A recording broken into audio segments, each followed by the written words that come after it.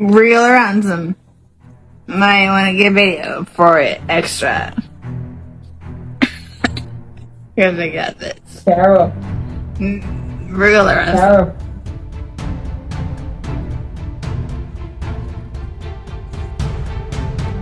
Sarah. Sarah. I can't breathe, babe. Oh. That's what I feel like when you chewing on me. Sarah. Yeah. You should probably shut.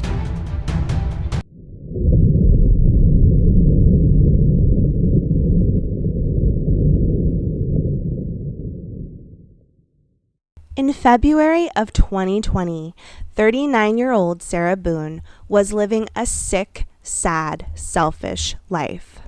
Drowning herself in alcohol, ignoring her son, getting in constant public altercations with her boyfriend, basically throwing her life down the drain one day at a time, sucking the people who cared for her dry, until karma caught up with Sarah in the saddest kind of way. 11, what is the location of your emergency? 4748 France Court, apartment 3. Is this a police or medical? My boyfriend is dead. Do not hang up. Tell me exactly what happened there. My boyfriend and I were playing last night, and I put him in a case and we were playing. And like kind of hide and seek kind of thing. So I fell asleep and I woke up and he was dead in the suitcase. So I don't know what happened. I don't know what happened. Like he has like blood coming out of his mouth, and I don't know if like he had like an aneurysm or what happened. Right, okay. Listen, we're getting help out there too. All right, okay. Okay, is he hanging from somewhere or what, ma'am? No, I pulled him out of the suitcase. I tried giving him CPR. Okay, so he was in a suitcase? Yes, and I fell asleep. How old is the boyfriend, ma'am? 42-year-old male. All right. Is he awake at all? Is he conscious at all? No, he's purple. Is he breathing? No. Okay, so this is an awful story where a man lost his life. That's true, but in a deeper way.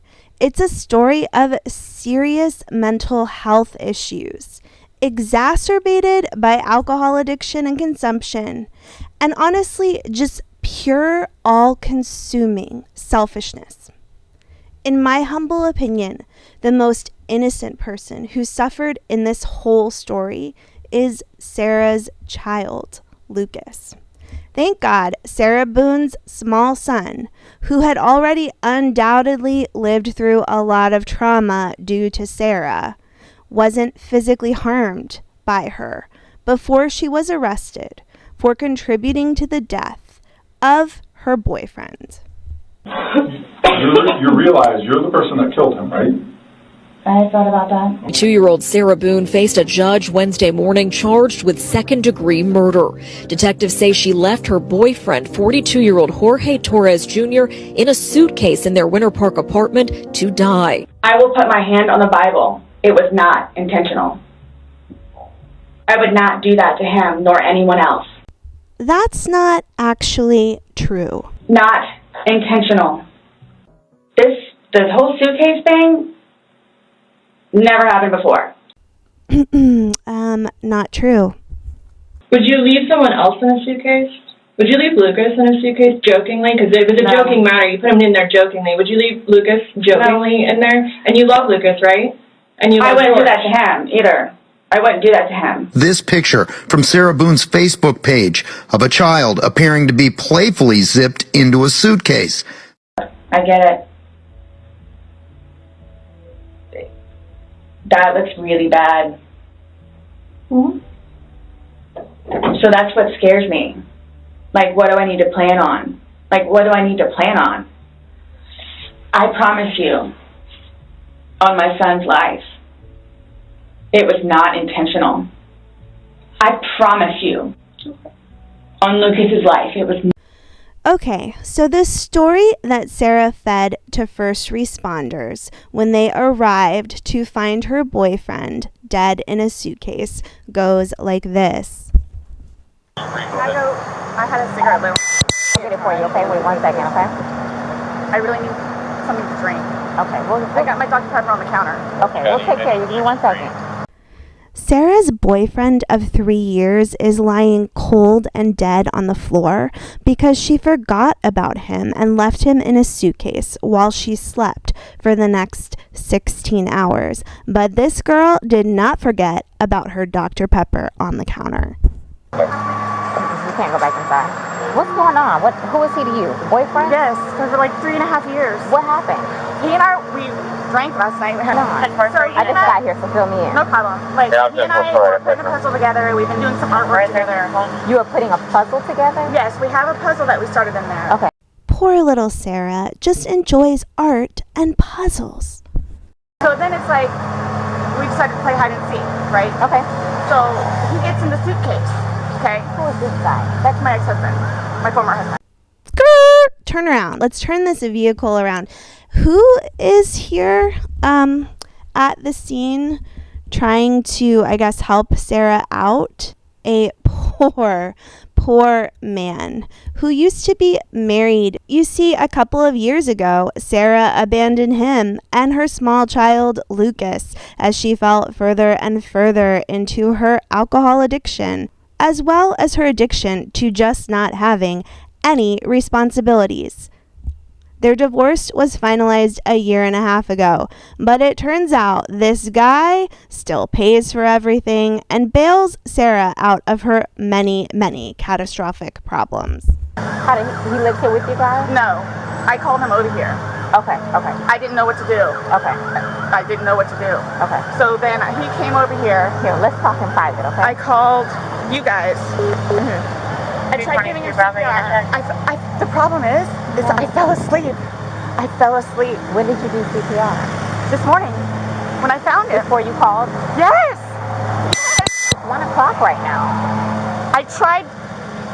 I was awake, but I actually got out of the bed at like 12:30ish, whatever. So I came downstairs, and I was like, oh, he's in the suitcase still.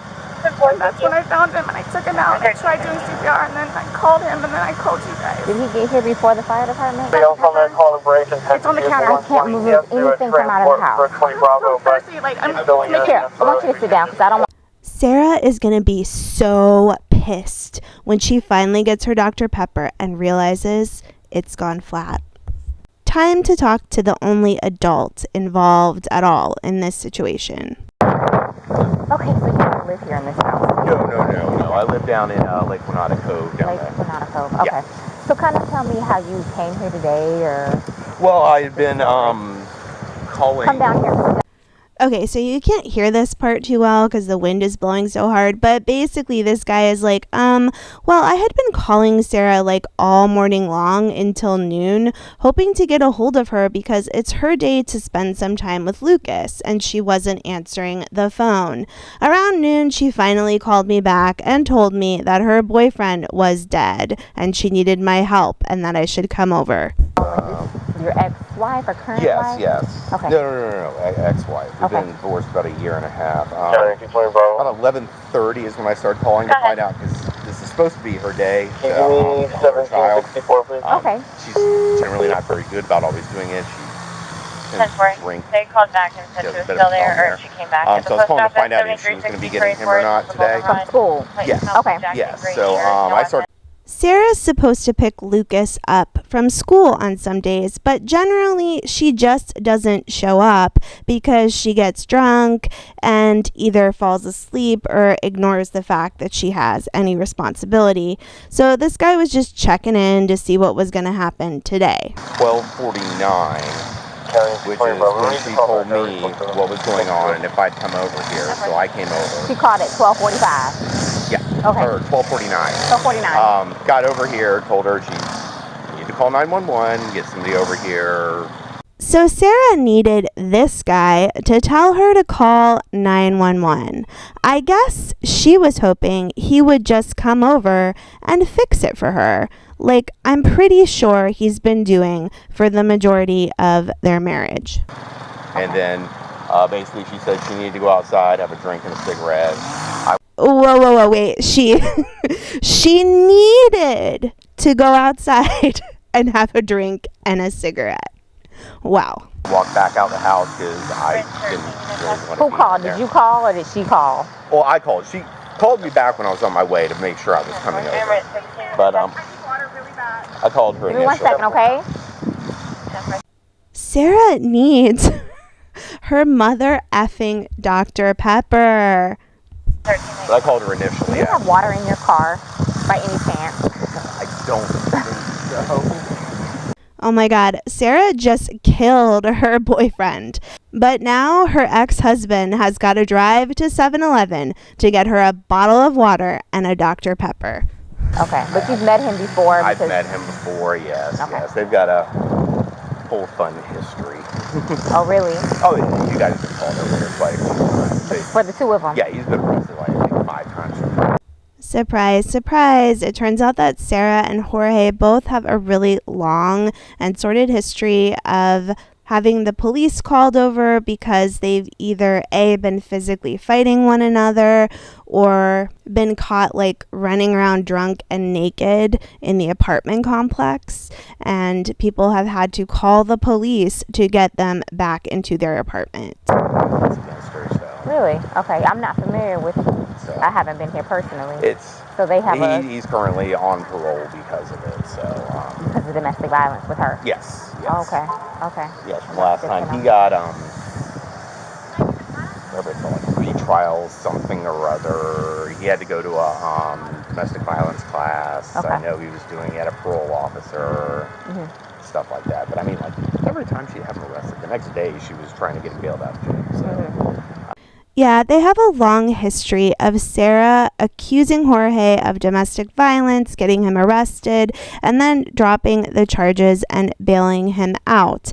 And this guy has a long history of constantly supporting Sarah and kind of acting like a bitch, I'm sorry to say.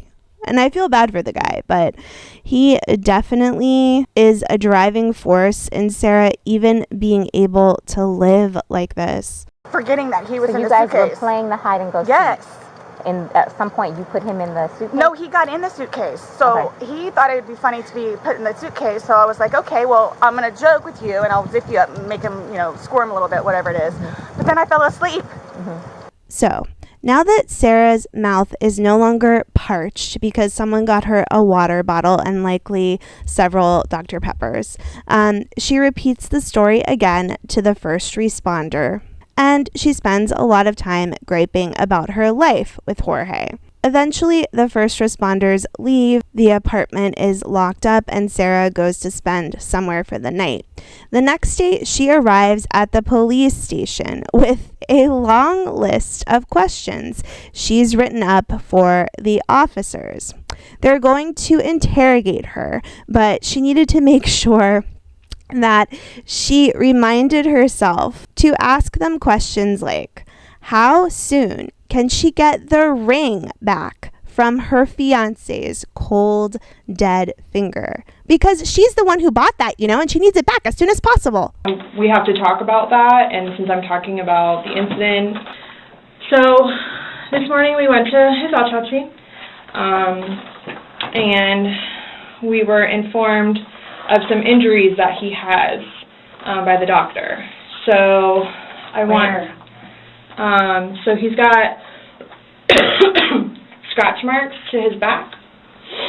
I know what that's from. Okay. And it's called a contusion. Do you know what a contusion is? So like basically you're getting hit and then you get a mark from it. You'll get bruising. Like someone hit you or something like that. It's called a contusion. So he had some injuries to his left shoulder. He had a cut near his lip. We could see his mouth was a little I haven't laid a hand on him. Okay. Also too, he fell off my son's bike. Okay. To save you some time when it comes to this crazy, convoluted story, it will eventually be alleged that Sarah not only locked Jorge in the suitcase, but she pushed it down the stairs, where he sustained injuries such as bruising that may have eventually contributed to the fact that he was unable to get out of the suitcase. and eventually suffocated. In the beginning of the interrogation, Sarah spends a lot of time just acting like this was lighthearted play, no big deal, until the officers finally show her some video she made on her cell phone while she was drunk, and Jorge was slowly suffocating. Do I have to watch this? I continuously throw up. I don't sleep. I don't want to see it, if that's okay. Well, it's on your phone, and you can either explain it or we take it for what it is. Yeah. We're just trying to give you the opportunity to tell us what's going on. That's it. It's that long? 2 minutes. No. For everything you've done to me. For everything you've done to me. Fuck you. And this Fuck is, you. that's you, your voice. Stupid. Sarah. That's my name. Don't wear it up. I can't fucking breathe, man. Sarah. Yeah, that's when you do when you choke me. Sarah. Sarah. I don't want to watch it, please. Okay. Last time we talked to you, you had said that you put him in the suitcase, he had 2 fingers hanging out, and you I went to flipped him bed. over. Sarah, I can't breathe. I flipped him over, and that's where it was. There's 2 different videos and a still picture where, yeah, it shows you flipping him in different positions, and him saying that he can't breathe, and you saying, fuck you. So this is upside down. So in order for him to have gotten into it, it was flipped up. Right. It was flipped up normal. Yes. Like as if you're packing something. So this is upside down. Guys, this is killing me right now. So this image is upside down, and then this small video that occurred 11 minutes later, it's flipped over the other way, closer to your dining room table. Okay. Now he's obviously still in there. So he didn't, how did it go from the back to the front? I flipped it. Okay. My plan was not to go upstairs and go to sleep. Well, that's what you did. Yeah. But not intentional. No, you told me you went upstairs because you were getting ready for bed.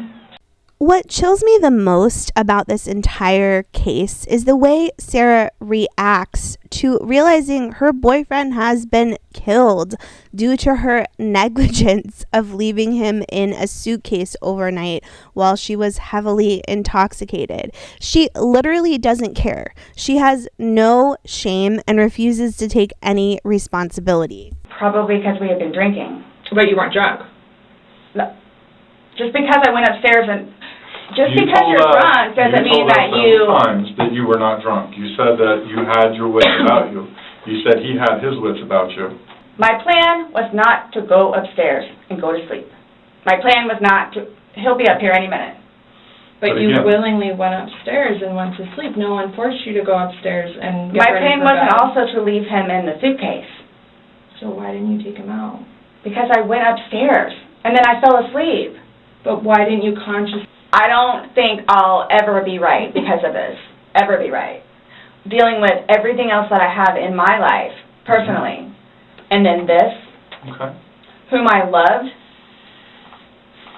Everything was fine and dandy. And I will tell you both this right now, too. I will never drink alcohol again. Okay. Like, I will never drink alcohol again. I don't care what it is in any way, shape, or form. Why did I didn't have any motivation. It was he and I having a great day, fooling around and being stupid, and apparently me going upstairs and hitting the bed. Whatever it is. He does. See, this is what happens. It's not fair that you guys, just because he has those, automatically blame it on me. Like, well, what about when you had your injuries and he gets arrested? Is that not fair? Really? Like, It's really? the exact same thing. Really? He has injuries. You have injuries. Like, what does that mean?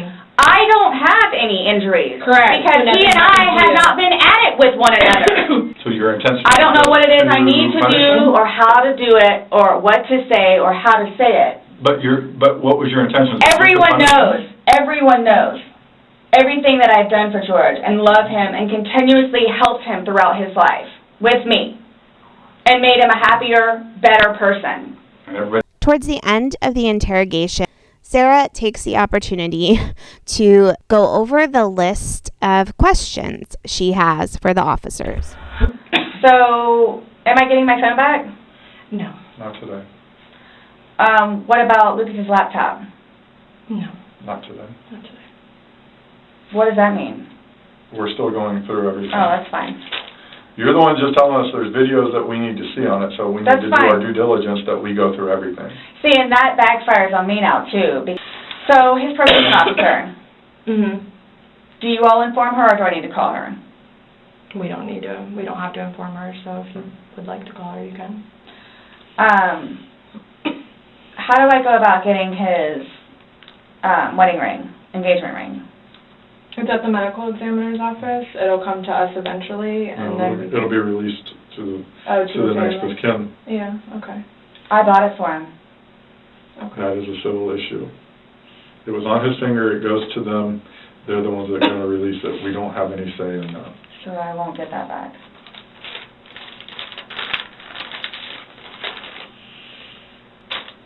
Yeah, when anything can be released, we will release it, but we are very early in this investigation, and it's not an overnight process, unfortunately.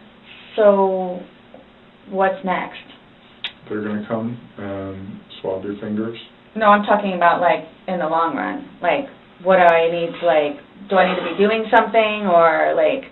So, in the long run, Sarah was arrested, of course, and taken to jail. But additionally, it was the year 2020, so COVID hit, and Sarah has been sitting behind bars for over 2 years now, waiting for her trial. 42-year-old Sarah Boone faced a judge Wednesday morning charged with second-degree murder. Detectives say she left her boyfriend, 42-year-old Jorge Torres Jr., in a suitcase in their Winter Park apartment to die. On top of all of that, Sarah has gone through close to 5 attorneys. Maybe it wasn't all her fault, but if you read the letters back and forth from her and her counsel, you might come to think that people just got really tired of trying to represent Sarah. Her latest court-appointed lawyer doesn't seem to be any kind of exception. Sarah has written repeatedly to the judge asking for a new lawyer because she can't stand the way she's not getting enough attention from him. It was especially hard for her when he was diagnosed with COVID and couldn't come to visit her for a few weeks at the jail.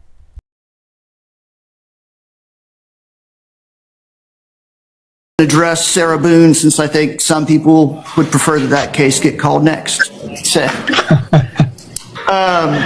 So the last time we talked, Mr. Bankiewicz, we had a status hearing. Ms. Boone was present, and where we left things is you were going to follow up with her, have a meeting at the jail, and see where things stand. So have you had a chance to meet with Ms. Boone?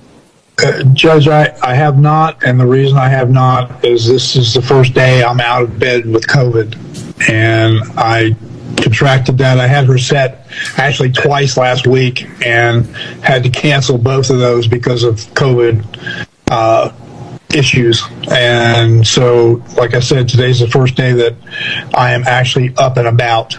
And so I'm going to have to reschedule that meeting with her. But the case is not ready for trial. We're still looking into experts, and I have a death penalty case that's set time certain in Lake County, starting the first week in February, and expected to last probably 3 weeks. So I'm asking for your April docket and for purposes of a continuance. What's left to be done? I've spoken to 2 experts, and they have not gotten back with me as far as scheduling and going out to see Ms. Boone. There was an expert initially hired by the attorney that she hired privately but there was no follow-up with that expert, and I have followed up with that expert, and basically, and I've told Mr. Cacciatore this, it's going to be a battered spouse defense, and so we need to get some specific experts in that field to be able to testify. When does your death penalty trial start in Lake County?